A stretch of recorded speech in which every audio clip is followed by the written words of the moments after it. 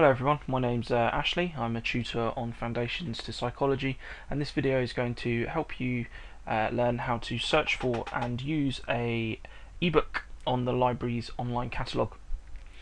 So much like what we did in the previous video, just searching for regular books, the first thing we need to do is go to lrweb.beds.ac.uk, and this takes you to the Learning Resources page. And from here, once again, there's three ways you can access the library catalogue. You can click on the catalogue link here, the library catalogue link just here, or you can click in some search terms and then click on the search button. So what we're going to do is we're going to click on one of the library catalogue links for now, and then we're going to go over to advanced search. Okay, so from here, what we're going to be able to do is put in our search terms based on the essay question that we have, and the essay question that we have is describe the process of classical conditioning and compare examples of how classical conditioning can be used to induce fear experimentally. So if we take that and then we take some of the keywords, so let's take conditioning from classical conditioning, let's take fear, and then let's take a generic keyword of psychology so that we keep it within the realms of psychological ebooks. So let's just enter those keywords in these three boxes. We could do that quite easily. So fear, conditioning, and psychology. Okay, now we want to put a limiter on our search here on the library catalogue. So where it says limit to, if we select the drop down box and select eBooks, that's only going to bring us eBooks, which is all we want to see at this stage. So from there now, if we just click on submit, we now will be given a list, and then we can see we've got 486 results, which is plenty. And unlike the first video, we're not looking for a specific book here, we're just looking for something that may give us some information to help us answer the essay question. So obviously classical conditioning is a form of learning, so we're looking for books maybe about learning, something along those lines. So let's just have a scroll down and see if any titles catch our eye. And remember, whilst this video is playing, you can either be doing this alongside the video in another tab, or you can be taking down some notes, and I really highly recommend that you actually try and access an ebook after this video immediately, because it will help anchor that process in your mind, and then hopefully you'll remember it the next time you need to come and find an ebook. So much like regular books, we have the title, we have the author, and then we have some information about where it's published, and the way we know it's an ebook here is just because we have the little ebook logo. So let's scroll down and see if we've got anything here. These just look a bit like generic books here. Theoretical approaches to psychology, just generic psychology book there. Child psychology, handbook of psychology, criminal psychology, probably not really. Psychology of B.F. Skinner, or Skinner's obviously involved in some respects with apparent conditioning and learning, so maybe there might be some information in there. Simply psychology, possibly we could have a look at that. Culture of fear, now that looks like it's relating to maybe political. It says here risk taking and the morality of low expectations, so I'm not sure whether that's about experimentally induced fear in sort of classical conditioning. What have we got here? Sports rehabilitation, I don't think that's going to be related. Physical education, no. Determinants of animal behaviour, nope. Aspects of learning, okay, so by Brian O'Connell. Right, so as I mentioned earlier, so obviously classical conditioning, apparent conditioning, these different types of conditioning are forms of learning, so maybe a learning book might be a great way to get some additional information for the essay title. So like a normal book, you just click on the title of the book here, and it takes you through to the main record that's in the library's electronic system. Whereas with a normal book, you would have a location of wherever that might be, Puttridge Bury campus, or Luton campus, Bedford campus, Milton Keynes campus. What we have here instead is it just says internet. If it's also in hard copy, there may also be reference to where it is in the library, so you then have the choice as to whether you want to access it via this electronic book system or in hard copy. So as we scroll down, we notice that Same information is here, some overriding contents page here, and if we look through, it's highlighted conditioning in red. This is apparent conditioning and programmed learning. That might be something that could be helpful to us in our essay. And it's the same information as a regular book. So when it comes to accessing the book, it's very straightforward. We just click on this link here. It says click on the following to access an electronic book accessible through the World Wide Web, and it says click for information, so let's click that.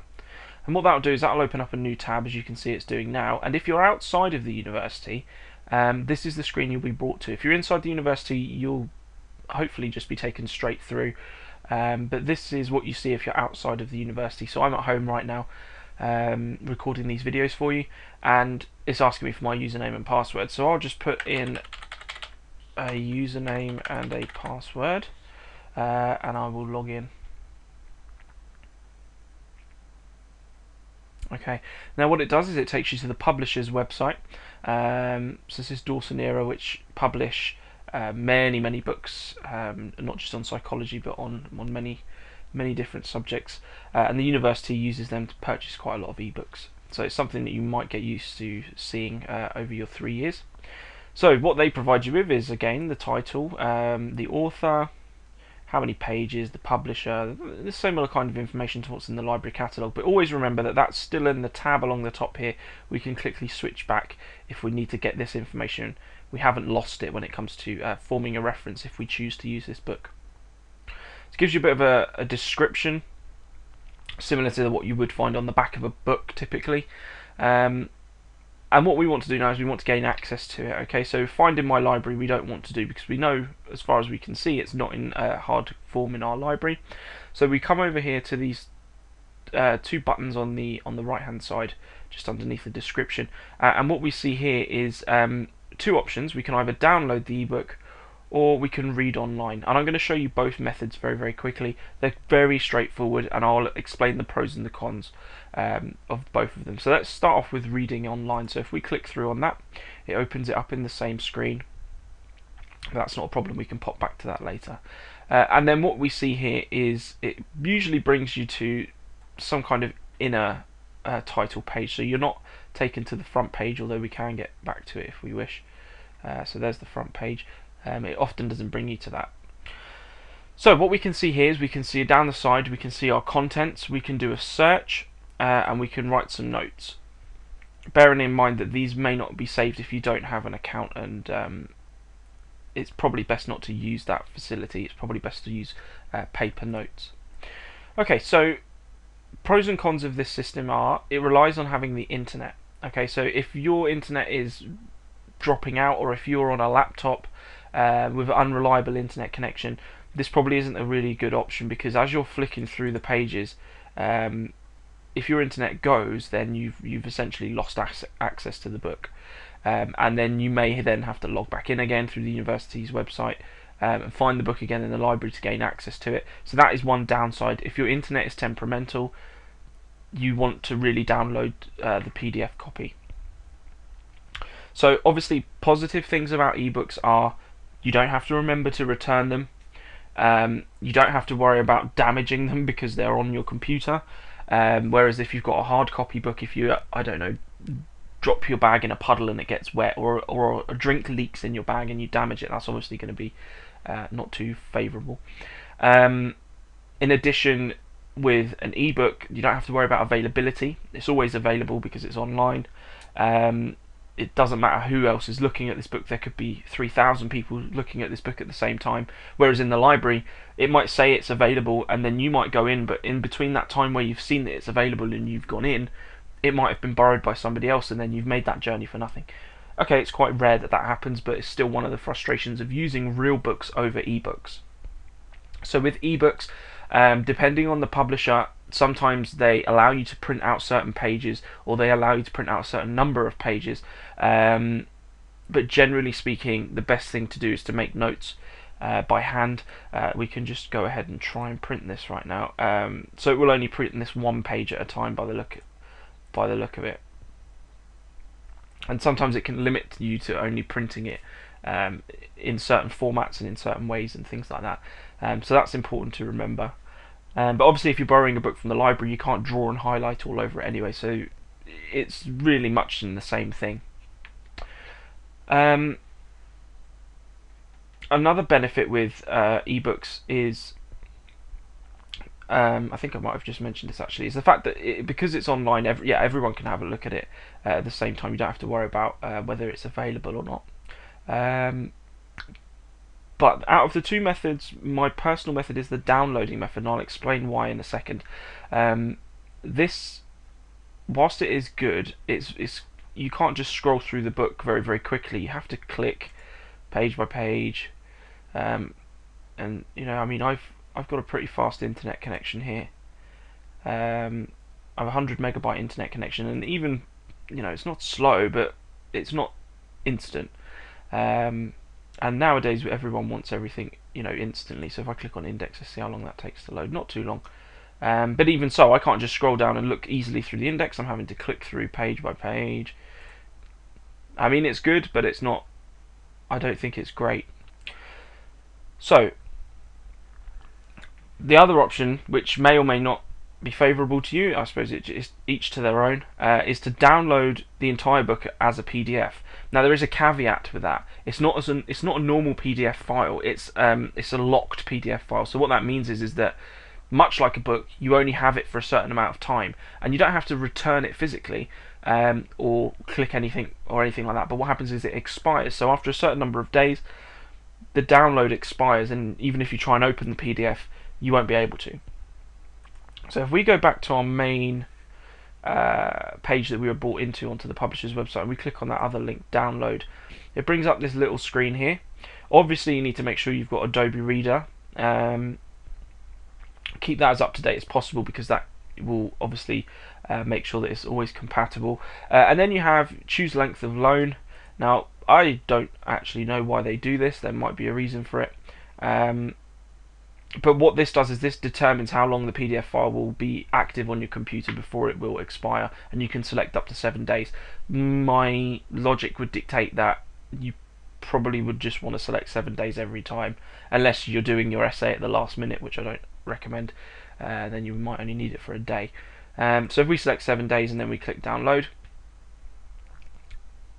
and then we click OK,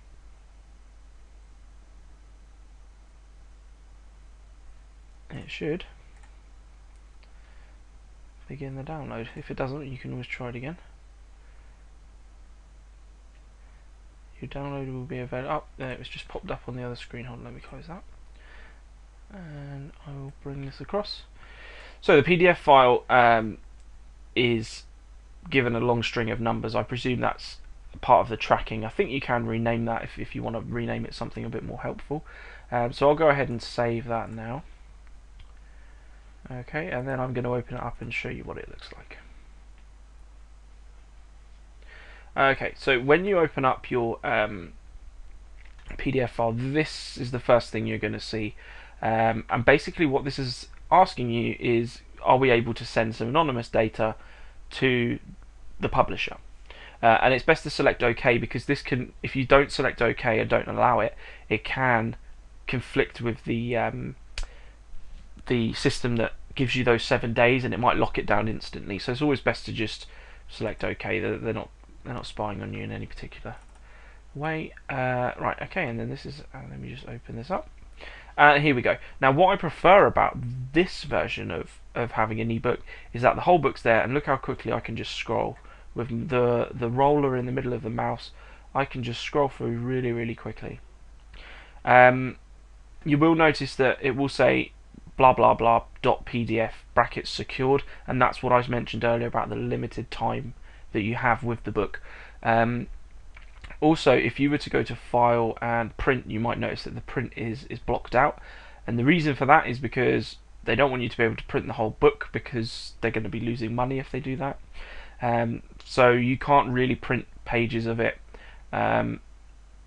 So best thing to do is make your notes obviously on a sheet of paper or straight into Word if you're doing an essay. So we have a very quick way of manoeuvring around. We don't have to wait for pages to load. If our internet connection goes, it doesn't matter, because the book's here and it's here to stay. We also have, much like you would in most PDFs nowadays, you also got your contents with the chapters, and you can very quickly skip between those quicker than you can online as well. Right, so let's see if we can find some useful information for our essay, I suppose. I can't see, apparent conditioning isn't classical conditioning, so I'm not going to use that as an example. I can't see anything else here about fear necessarily. So what I'm going to do is I'm going to go to the index. I'm going to zoom in a little bit as well. And let's have a scroll down. This is just the name index, so this is to do with where different authors have been mentioned. We're not interested in that at the moment. Subject index, here we go. So conditioning. Let's have a look for conditioning. Here we go. Classical conditioning, pages 18 to 20. Now this is another quite cool thing about certain PDF files. It won't work with all of them, but it might work with some of them. Is that, as you see, my mouse, sorry, which is looking like a hand at the moment, changes as I roll over a number. It goes from like a grippy hand, which I can use to move the page, to a pointy hand, which I can use to click on, much like you see on the internet. Now, classical conditioning, page 18. If we click on that, it takes us straight to page 18. So in terms of speed, we have the upper hand here, and also if our internet connection, as I mentioned, goes, we still have all of this available to us.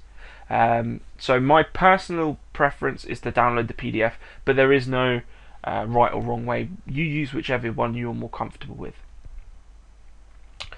So aspects of learning, here we go. We might have some information about classical conditioning. Here we go. Ivan Pavlov, the Russian psychologist, first introduced this concept known as classical conditioning in 1909. And then we have on 1, so they find out where that information has come from. And again, because PDFs are awesome, we have a little link there. As you can see, my mouse is changing as I roll over it, where we have a pointy finger. So let's click on that, and it zooms it back out and takes us to that number 1. Let me just zoom in for you guys there, and then we can see Pavlov IP Conditional Reflexes, Oxford University Press. So this was a book that Pavlov wrote, where this author has got the information from. So PDFs also make it very easy to navigate around. So that is how you access eBooks. Very briefly, I'll go over it again. So we search using, you can use quick search, but advanced search means that you can instantly select eBooks. Once we've found the ebook, we click on the link, we sign in if it asks us to. It opens up a new tab, takes us to the publisher, and we have 2 options. We can either read it online or we can download the PDF. Very simple, very straightforward, and you have thousands of books in the university library. Even just on this one search with 3 keywords, if I can go back to the search results, you have 486 books available to you. Some of which may be useless, some of which may be very useful. So there's no real reason why you can't get a wide variety of sources to back up things that you're saying in your essay. So thank you for listening, and I'll speak to you soon.